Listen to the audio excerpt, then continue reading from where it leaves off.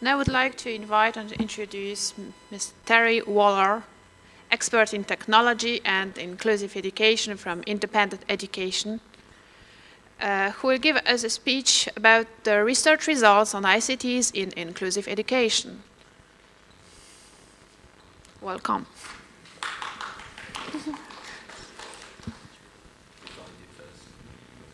Some technology is needed.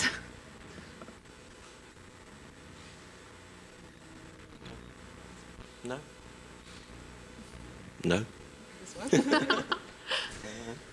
Yes. Yes. Shall we have this one? It's okay. Thank you for your help. Thank you once again for inviting me. Just to repeat, colleagues, thanks. It is a great pleasure to be here. It's my first trip to Poland. I came a day early. I had a chance to walk around in the rain, to look at the old town and the lovely sights. I've had a wonderful time, so thank you. It's been a pleasure also to work with colleagues in the European Agency.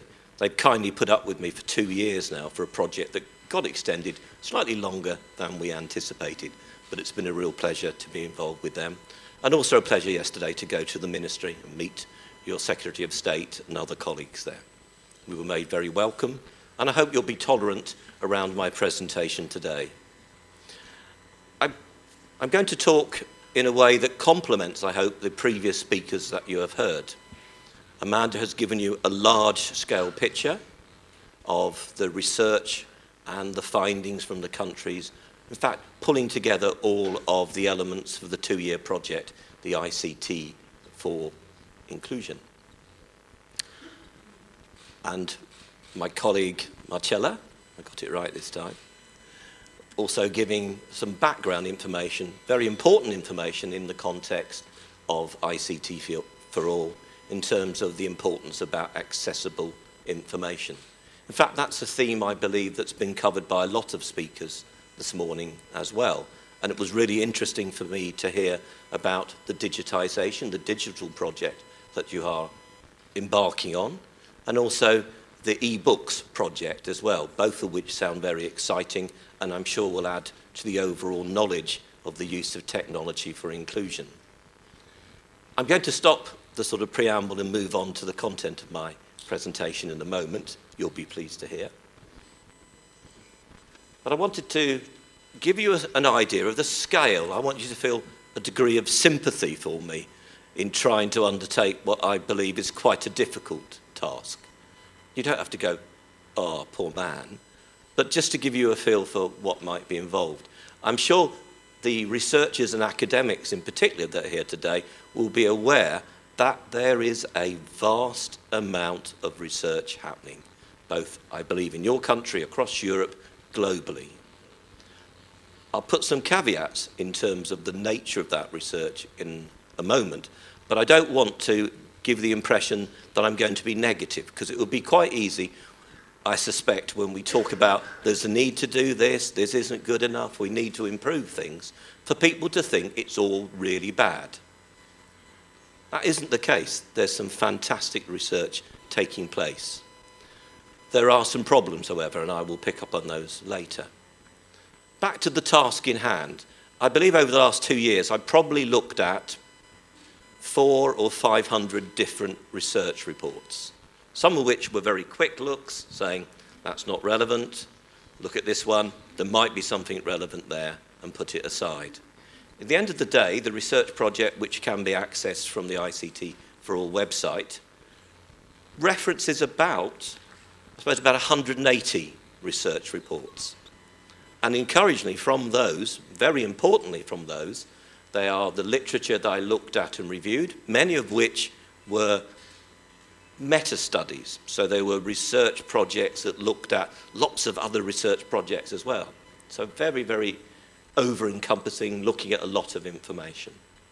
But very importantly, 100 abstracts were provided by all the partners in the project, giving a real insight of research that's taken place in your country and other countries in Europe where that's not been necessarily translated into English. And now I put my hand up. I'm not particularly brilliant at English, let alone other languages. So for me, it was important to get access to those researchers. And I think there's a message out there as well to other researchers to make sure they get access to really international resources, not just those that just happen to be written in English.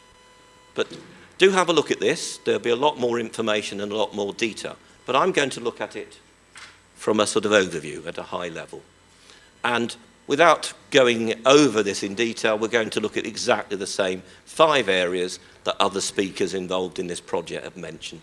Looking at promoting equity and educational opportunities, access to ICT as an entitlement for all, the training of educational staff in general and in specialist ICTs for inclusion, multi-stakeholder research and development into ICT, and that probably needs a bit unpicking. We're not just talking about the different partners in terms of doing research, but actually involving the users themselves, and it's actually getting the right mix there. And then in monitoring the use of ICT for inclusion, something that I suspect speakers, and Amanda and I are speaking a bit later as well, will say there just really isn't enough of this. In the interview earlier, I was talking about research, but actually you need to know where you are first before you can actually measure the progress you have made. And often people aren't doing that basic, where are we now, where do we want to get to, and measuring that sort of progress.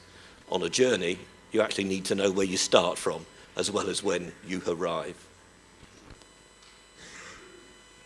So an overview, very, very top level stuff. And I suspect, like all research, I don't know if you find this when you read research, you go, oh, I always knew that. Oh, that's obvious. The research has proven what I thought was common sense. And that's, I think, the beauty of research. Often it is very important that you have something that validates often what is actually common sense. But you need that academic rigor to prove it, so you can then base further progress on that evidence. So in the 5 themes I mentioned, it was reflected yet again that a lot of the research focuses on promoting equitable educational opportunities and ways that that can be done and how that might be achieved, and also around access to ICT as an entitlement. And that might be at a range of levels. That might be, as we have heard earlier, around the need for accessible information, accessible content, accessible devices. But it might be also at a system level, where there might be a requirement through national procurement of technology for public services to be accessible. So it can be at all of those levels. However, there was little research on monitoring the use of ICT for inclusion. We keep coming back to that. Very little. In the middle, less, but also reasonable amount of research. There is, as I said, I'd like to bring along some of the books, but to do a quick diversion, hopefully time will allow, we'll find out in a moment, but no one's holding up a 10-minute sign, so it's looking good. There's a famous American academic who spent most of his life as a professor looking at all the research in America and doing a synthesis of the key bits of research in the use of assistive technology. It's really the special technology for access for people with disabilities. And in 2005, 8 years ago, he published a volume that big. Many, many pages. And this was his synthesis. Now, he stopped doing that. It's just an impossible task. He just gives a headline and a mind map that points out the sort of areas and points to maybe 100 that he thinks worth looking at. But I had a look at that synthesis, and what we're seeing regularly are relatively small-scale pieces of research that look at the use of a particular bit of technology. It might be even one piece of software, and how that might be used with one particular need of a young person with special educational needs or disabilities. The research tends to be quite discrete. Now, I'm not saying there's no value in that, but actually you need holistic research that brings together evidence for inclusive practice. That comes from having individual research, but it needs to be done at scale. and often these pieces of research are quite small. So, lots of research, fantastic news, but actually maybe not the volume or the bringing together of that so that we can use it as real evidence of impact. And then just to reinforce the point that I made, that most research tells you, phrase in England, the blindingly obvious, is the pace of technological development constantly creates new opportunities and barriers. Who's going to argue with that then? There's an opportunity now too, no? Right, I shall move on to those themes now, and I shall pick up a bit of pace. Looking at promoting equity in educational opportunities. Again, a dichotomy, lots of research. I don't know, I'm hoping that you will agree with this, but there's lots of research being carried out over a period of time now, really quite sound and proven, around inclusive education. There is a lot of it. There is a significant volume of research on the use of ICTs in education, generally. There is quite a lot of it. Has different labels. It might be ICT for education, it might be e-learning, it might be e-practice, it might even be put in the context of e-inclusion. And all of those, particularly when they look at a system level, talk about transformation. Most of them say, for inclusive education to become a reality, we need to change everything. It needs a radical change. It's going to go down well, isn't it? And the same with ICT. A lot of the real advocates, dare I say often promoted by big industries, will say the potential of technology is not being realised. But that's not our technology's fault. That's your fault. You need to transform your systems. So a lot of it is about a transformation agenda. What the research found when I looked through the lots of reports is I found lots on inclusive education. I found lots on ICT for education.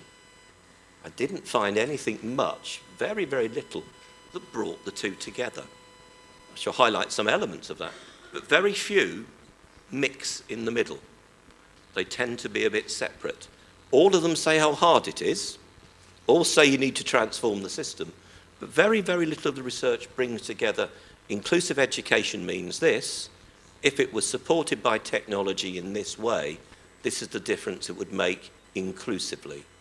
They tend to be big systems around technology, specific aspects of technology around supporting SEN and disability, but not much in the way of research around. So maybe it's just too early. Maybe that's what the message from research is. Doesn't mean we shouldn't do it, doesn't mean we shouldn't drive forward. But at the moment, there isn't the evidence, the research evidence that proves it. But I would argue that often research evidence chases after the practice and often reinforces what you think should be the right thing to do. So there's a good message there for teachers, good message for academics as well, but a brilliant message for teachers. If it feels right and it's supported, then why not do it? Without a doubt, there's huge advances in technology for access. You will all know, and I suspect many of my colleagues here will know more than I will, around the ability of new technologies to enable people with the most complex and profound disabilities to be able to access technology, to access education.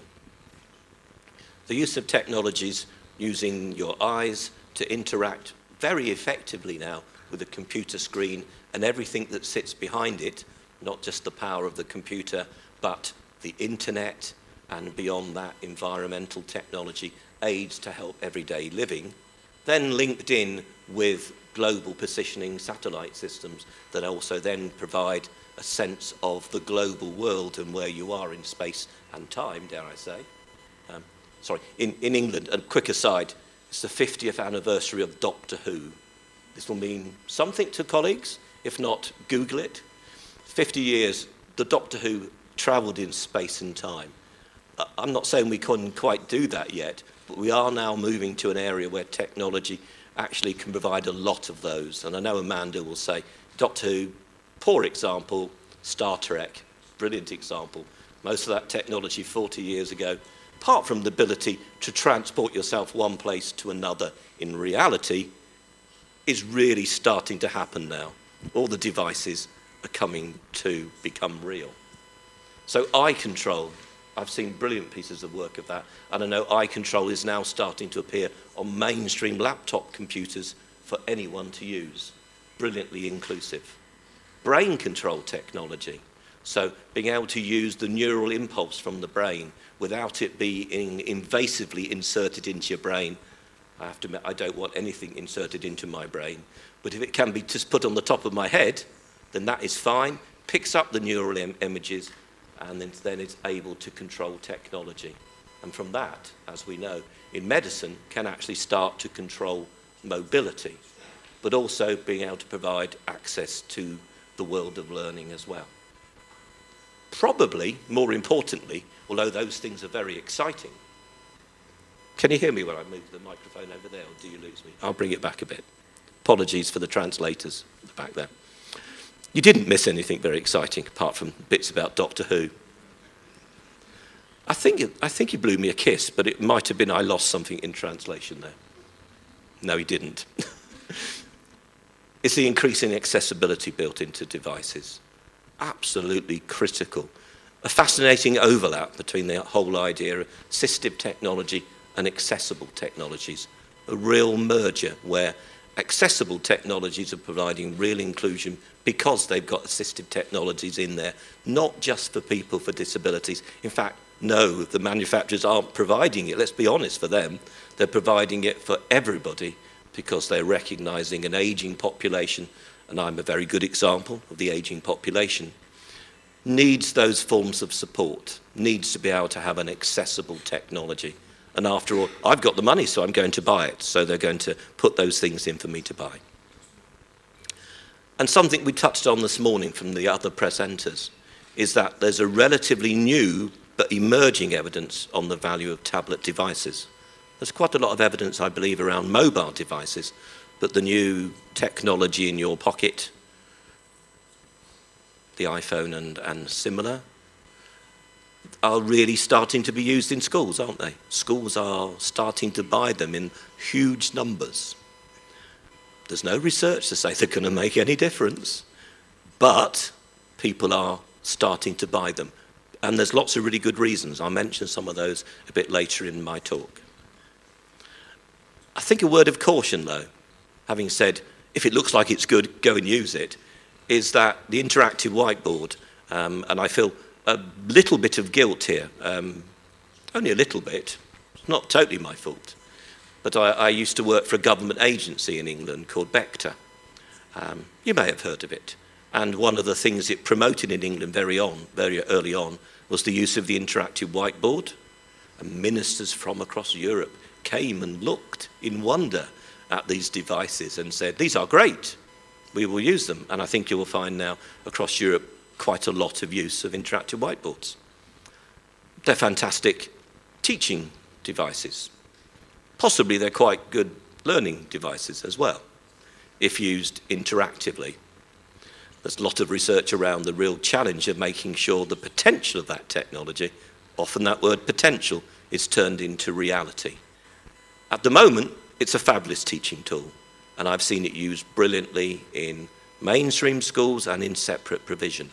But I think it could be an absolutely fantastic one if we got the pedagogy right around how to use it to its maximum potential.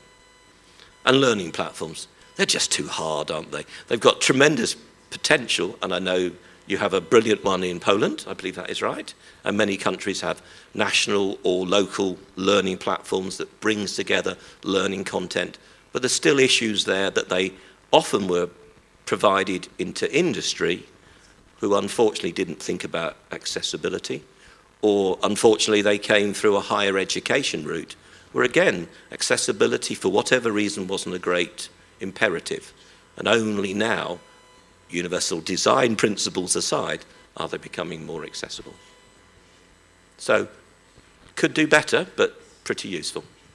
A little bit more around promoting equity in educational opportunities. There's great evidence now that the piece of research by European SchoolNet, don't know if you'll mention that later, Katja, but some brilliant evidence there that across Europe we've made significant progress in the use of providing technology in our classrooms so that the ratios are a lot better and the access is getting there. Also, the infrastructure has improved greatly. Not uniformly, but there's been a great step forward over time. But the two important points that the project, the piece of survey, the ICT in Schools survey, which I think was also carried out in conjunction with the University of Liège, what they found was interesting. If the infrastructure, if you don't have the internet and the technology and the network, most head teachers say e-learning is not going to happen. It's the real single big barrier. If you haven't got the infrastructure, you might have the goodwill, you might have the content, but actually you're not going to make the progress. But conversely, and I found this fascinating and possibly something that certain developed countries really should wake up to, is that it didn't matter about the amount of technology you had. In some of the classrooms where there was less technology, it was being used more and more effectively, and teachers and the pupils valued it. It tended to be, aside from inclusivity, it tended to have more of an impact. It was almost like if we've got a few of them, we're going to use them really well and make sure they make a difference, rather than, oh, we've got lots of computers. Do you want to use them today, kids? I've got a better one at home, strangely enough, sir, I have. So, interesting thing there. I can't draw conclusions, I'm just reporting what the research says.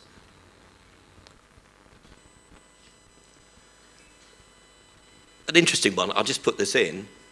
Constantly, I had the pleasure, I think it was, to meet someone from Microsoft, the head of their accessibility program. And he sat there and he scratched his head and said, Terry, I need the answer to this, Microsoft's struggling, can you help me? So I asked him how much he was going to pay me, and there was nothing in it for me. But he was absolutely frustrated that they had put, quite rightly, tremendous effort into ensuring that their software operating system and the programs they devise ticks all the boxes around accessibility. It really is an accessible bit of software. But people don't seem to use the features. They've spent millions on creating training materials, but nobody seems to look at them. I did tell him that that was probably because it was all done in American, and therefore it needed to be done in other languages, and therefore it might. But that didn't go down particularly well. But there are those great training resources. So why are they not being used? And the research asks that question, but does not come up with an answer. And experts in the field continually say, why are teachers, practitioners not using the accessibility features that they already have? And often when shown them, go, ooh, that's wonderful. I wish I knew it was there. Moving on quite quickly, because I know at the moment there'll be the 1 minute sign, and I've only got another 10 slides. No, 5 slides. That was a joke. British do jokes. They're not particularly good, but they do jokes. Access to ICT is entitlement. Research shows that there are variable levels of access to support and expertise in the use of assistive technology. Amanda and I this afternoon will be looking at some practical examples, moving away from the theory and research, as other presenters will, and be starting to look at what are people doing, because that's much more interesting. I think research is really serious, good stuff, but actually it's nice to see things that are making a difference in the classroom. So the one key point that's reflected across the research and also through the examples is the need to access support around assistive technologies, accessible technologies. Because I know teachers, they're brilliant. They have brains the size of a small universe to hold all the information, the knowledge, let alone the names of all the pupils in their school and class. But actually holding all the information around the use of all these technologies is too much, I believe. Knowing how to use them when they have that knowledge when they need it is the answer. And that teaching and learning strategies that incorporate ICT to meet the needs of special needs are variable across Europe and across different countries. I believe there's been progress in the provision of accessible information and learning content. I don't just believe that, research highlights that. More to do, as Marcella explained, but there has been progress. Yeah, there's still a digital divide, And what's interesting, I'm going to disagree with Amanda. This is very brave of me. Those of you that know Amanda know this is a very brave thing to disagree with her. But I believe the digital divide is closing physically in terms of access to technology. Where it probably is still big is actually the skills that you now need to be not in the digital divide. It's not about just having a computer. It's how you use it, the understanding of the digital competencies. And we're now finding the haves and the have-nots are not around having the technology, but having the skills to exploit it to personal benefit, for learning, for education, for training, for social life, to be a digital citizen. And we know from the research that, again, many people with special educationals and disabilities are in that excluded or risk of excluded group who may not have as much money and therefore potentially are not accessing either the technology or the skills. I had an interesting conversation with a colleague at the break who was saying, what about e-safety? What are we doing in that area? Research shows there's a huge European effort, huge global effort around ensuring that young people are safe when they're online.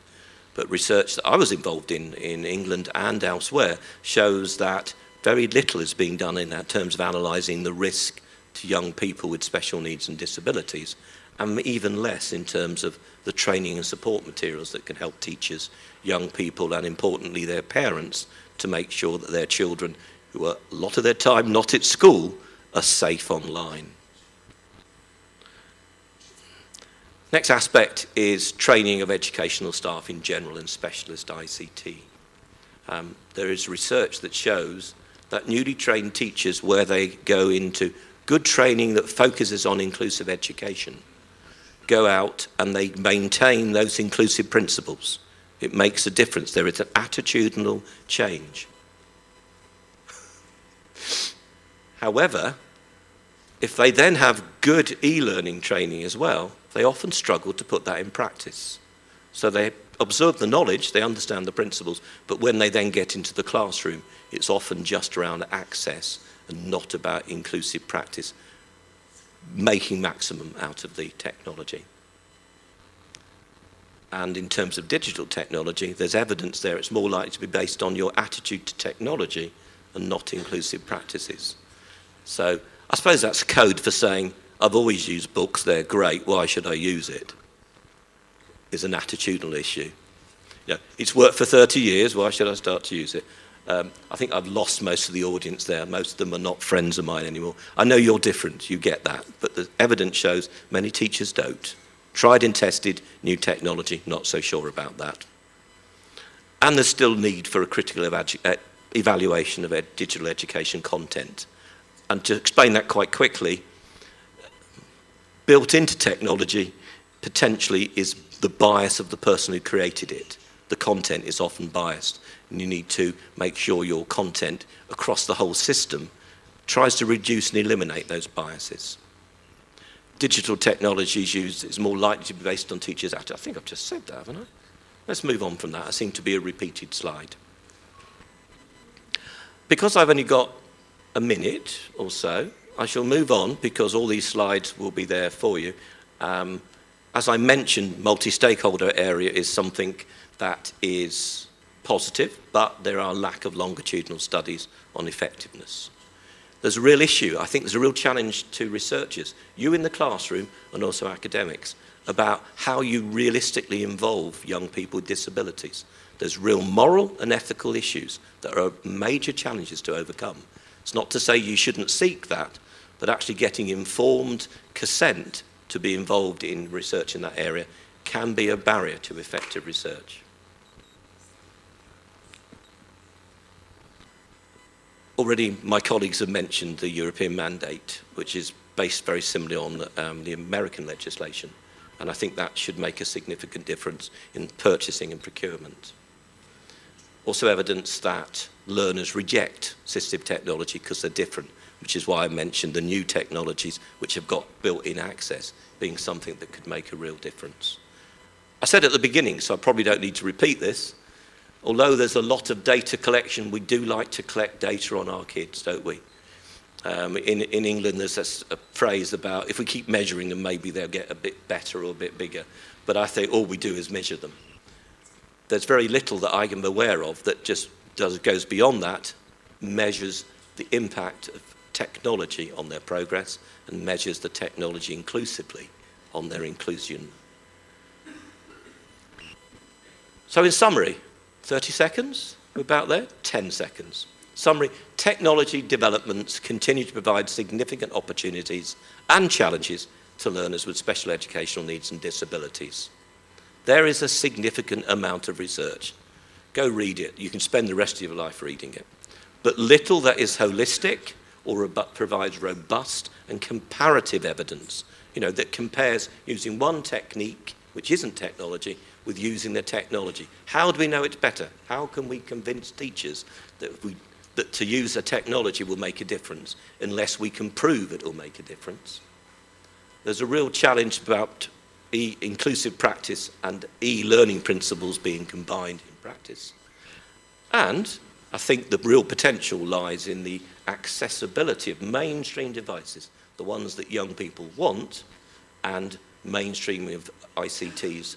That's where the real inclusive potential is. All that information online and more than I've had time to cover today. Thank you.